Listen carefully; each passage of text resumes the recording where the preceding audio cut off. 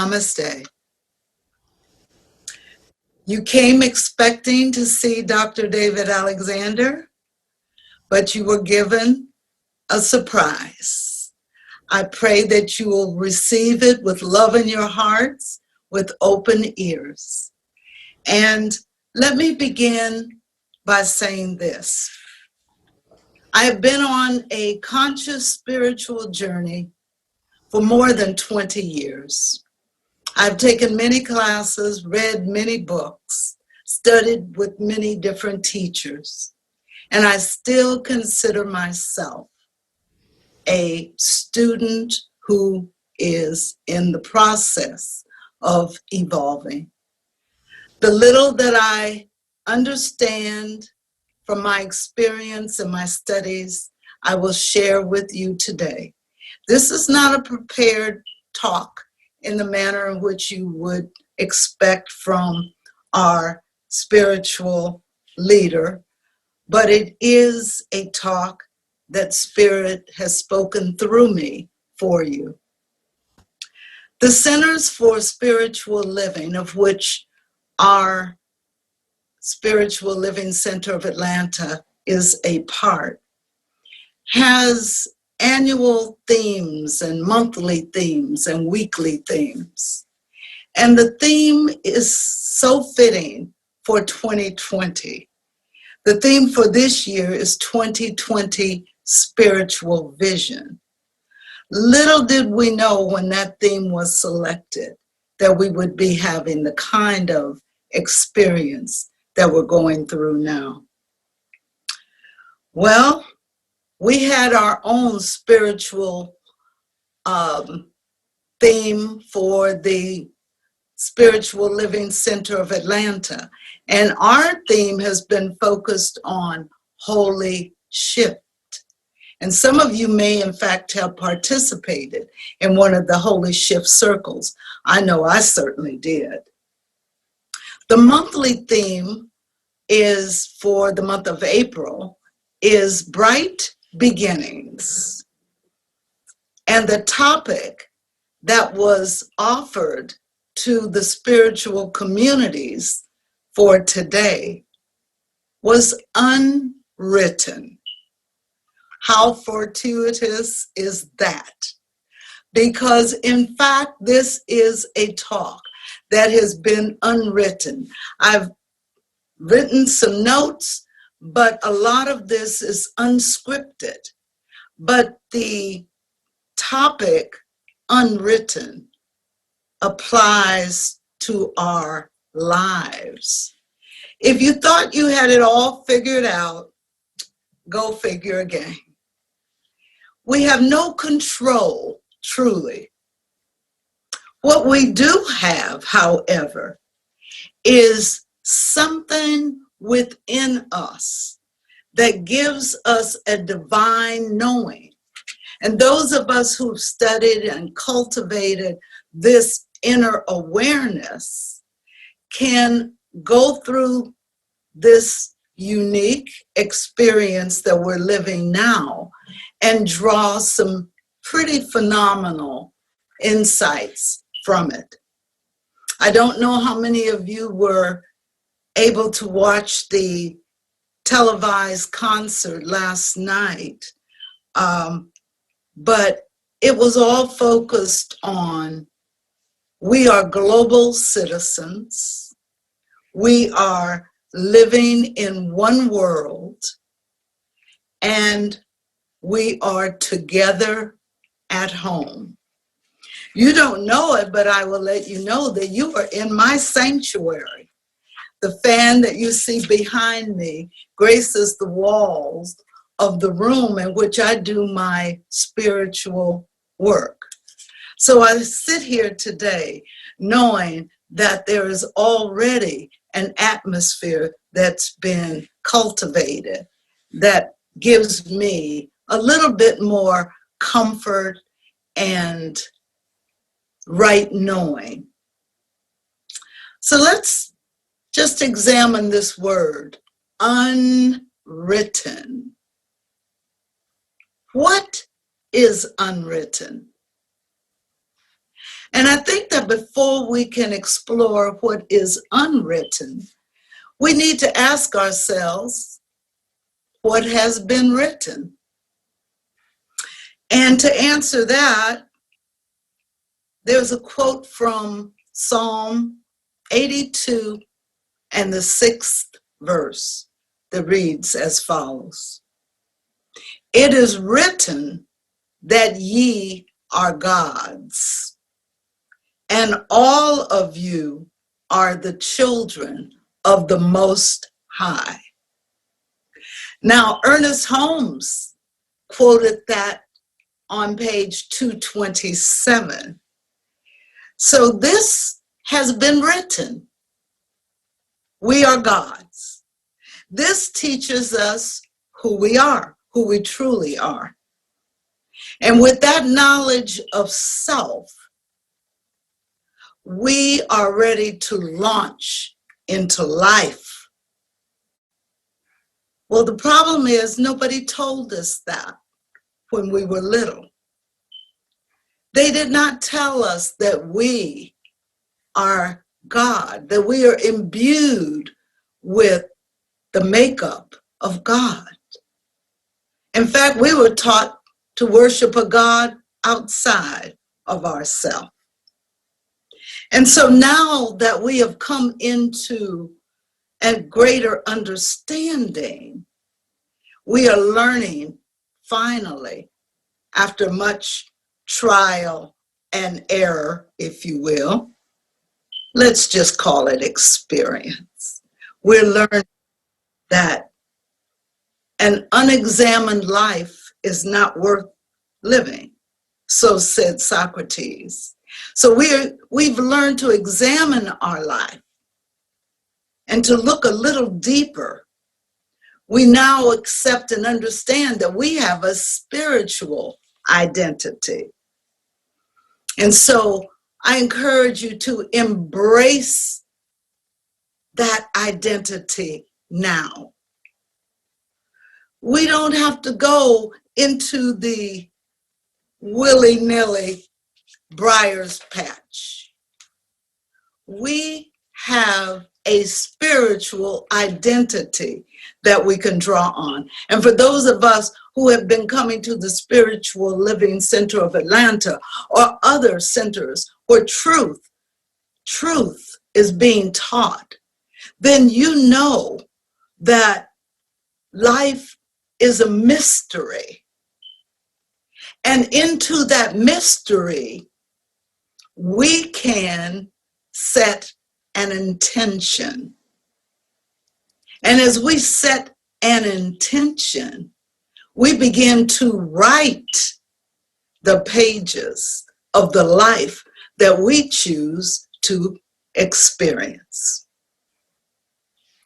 So as we participated in the Holy Shift Circles, the book that Reverend David had written and we used as our guide had us doing 40 days of work.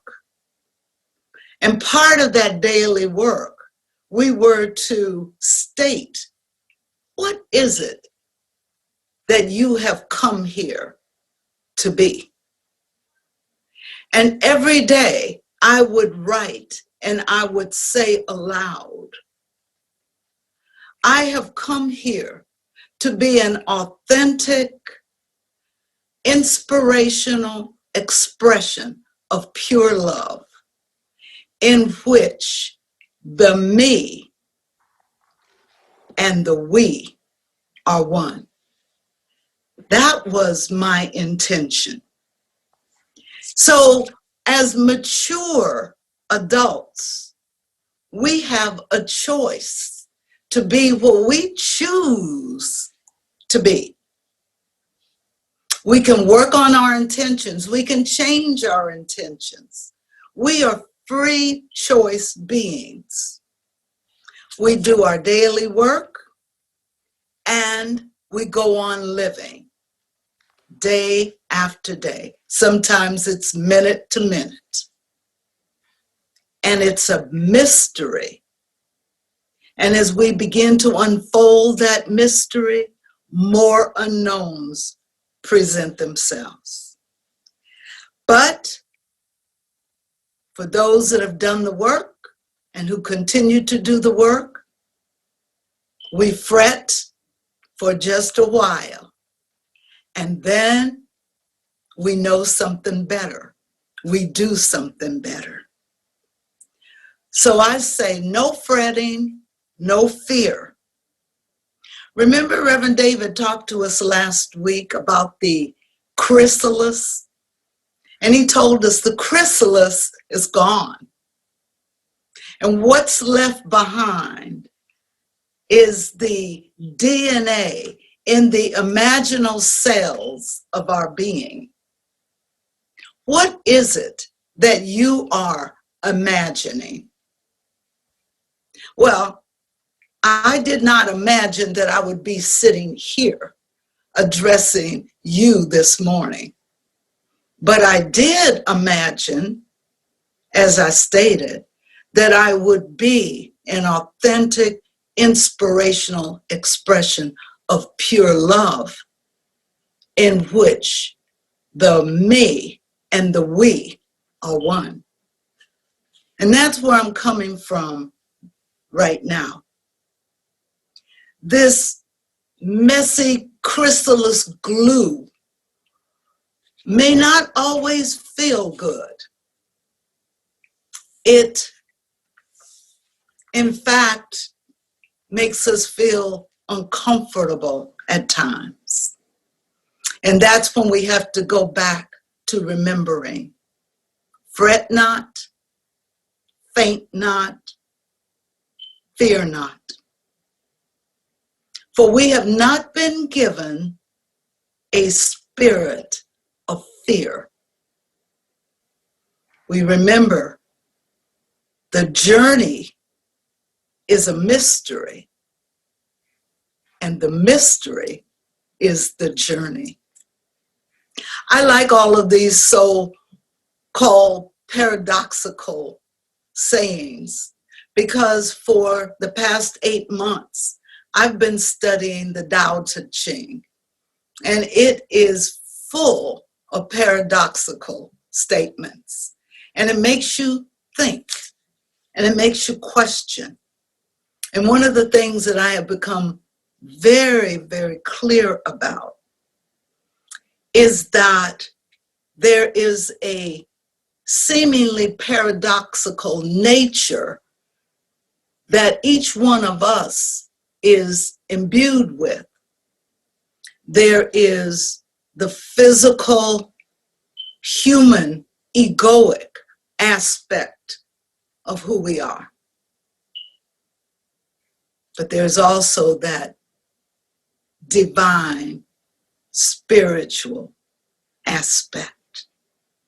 And depending upon the circumstance and depending upon how we may just be feeling this particular day, we might decide to give more attention to that human, physical, egoic aspect. And that's when we find ourselves drifting into the briar patch, into the brambles. And we lose our way and we descend into fear.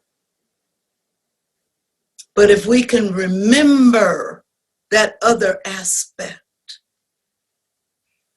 and turn to the higher part of who we are, then we are lifted up out of the darkness. And what before may have just appeared to be, I'm lost, I don't know what to do, I don't know what's going to happen. Am I going to have enough food? Am I going to ever get my job back? Am I going to have enough money to pay my rent?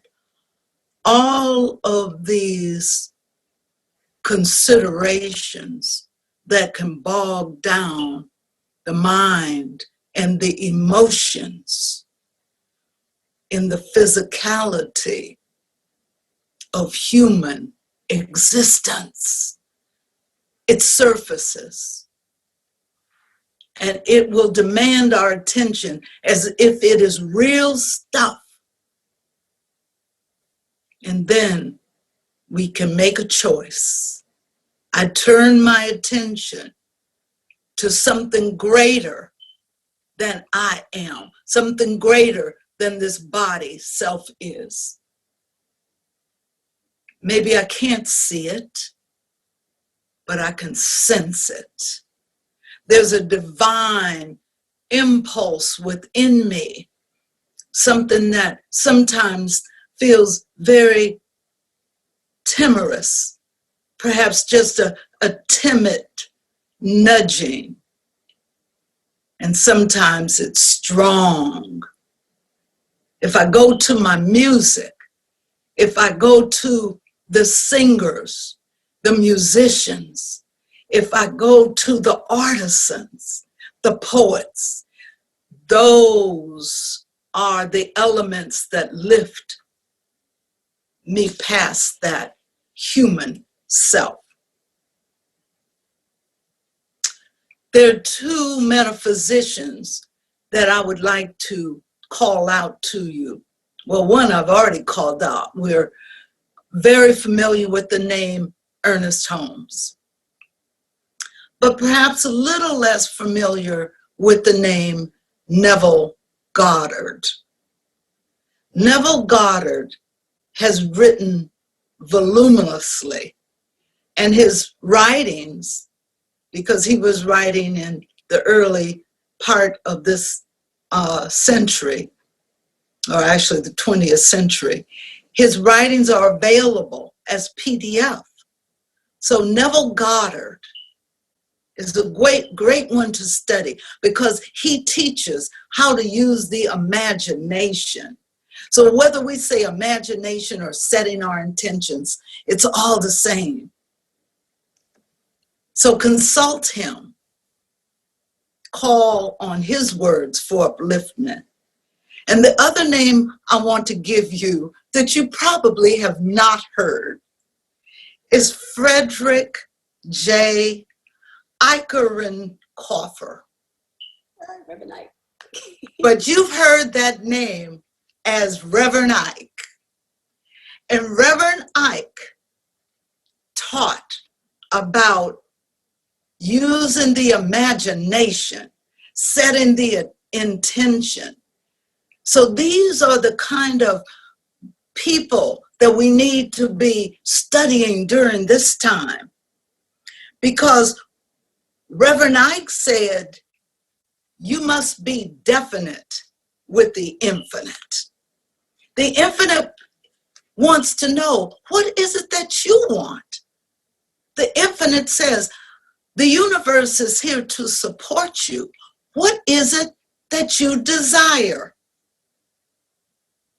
Reverend Ike also said, the feeling gets the blessing. So don't just stay in your head. Bring it down to your heart. What do you feel? The feeling gets the blessing. Both Neville Goddard and Reverend Ike and Ernest Holmes and Dennis Jones Merritt and so many, many more have been teaching us that we begin with mental clarity. Well, I already reminded you that we are spiritual beings, that we have a spiritual identity. So get very clear in your mind. Bring spiritual clarity first. And then make a strong conviction. We must be convicted people. That's the feeling. Do you really desire this? Have you brought your whole heart feeling tone into it? And then we have to use the imagination in a grander way.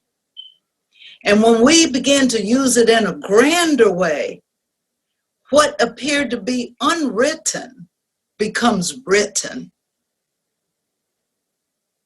Worrying, someone said, is like a rocking chair. It will give you something to do, but it won't get you anywhere. Think about that one for a minute. You have to do the work.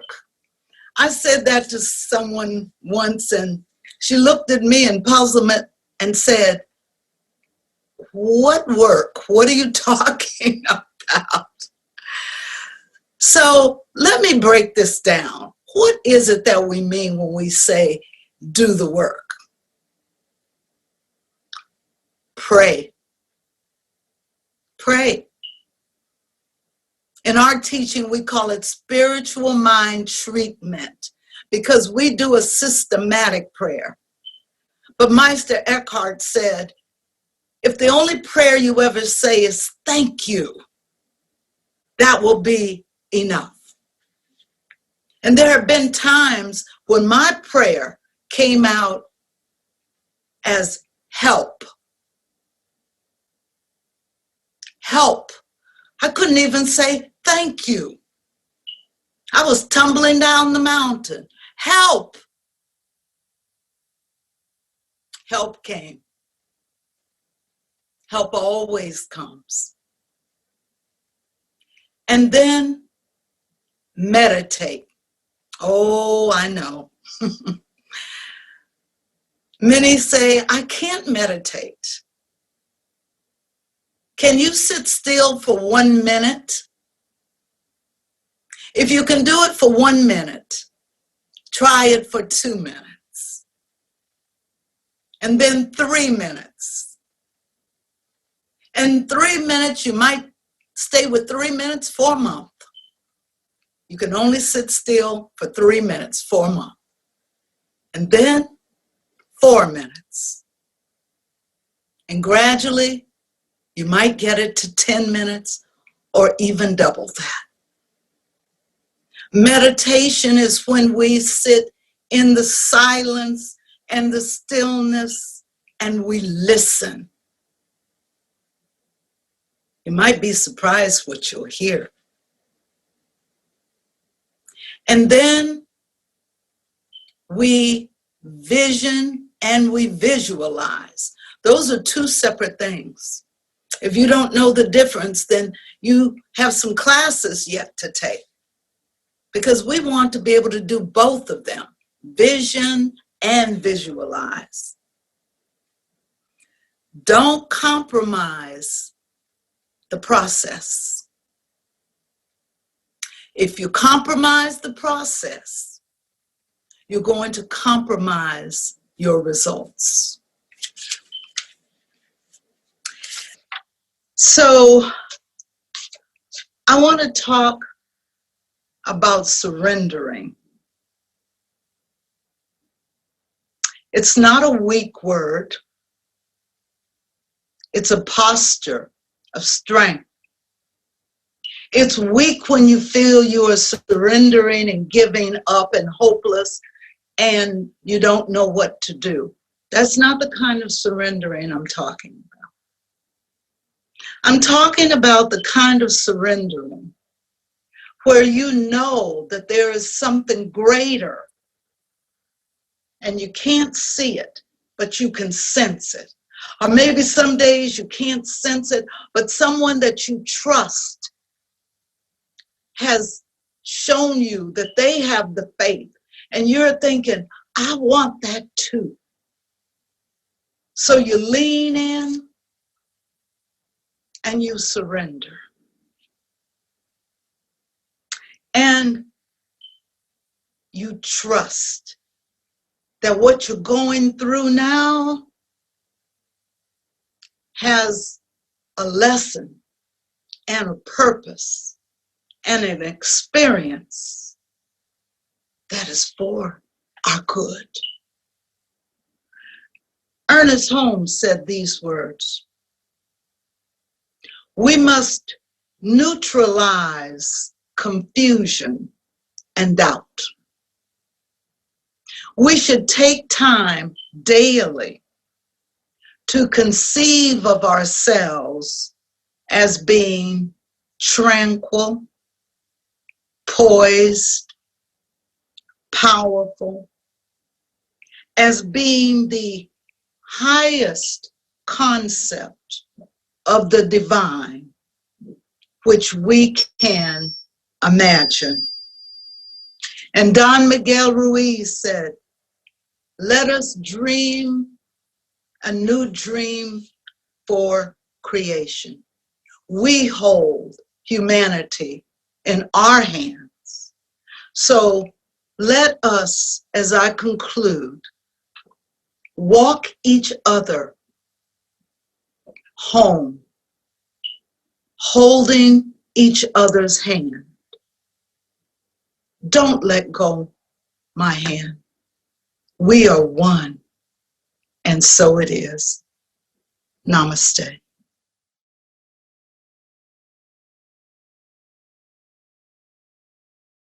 Wow. Thank you, Baji Daniels. What a timely and wonderful, wonderful message.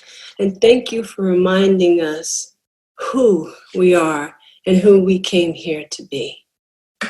Now we're going to move into grateful giving. And I want to thank all of you for supporting us. And right now, the best way to give to us is through text and Tide. So the phone number is 404-800-9467. And again, thank you. So join me in saying our grateful giving. I live in a universe of abundance.